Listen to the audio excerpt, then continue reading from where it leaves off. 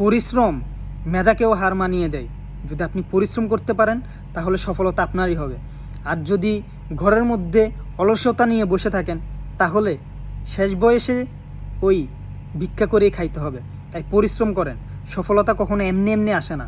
পরিশ্রম করতে হবে, স্বপ্ন দেখতে হবে, স্বপ্ন অনুযায়ী আপনাকে পরিশ্রম করতে হবে।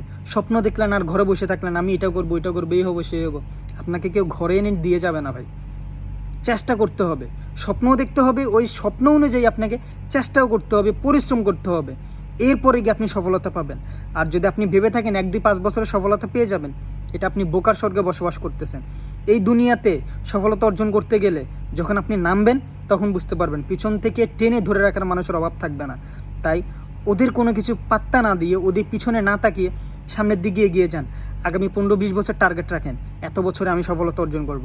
ইনশাল্লাহ দেখবেন অল্প কিছু হইলেও আপনি সফলতা অর্জন করতে পারছেন।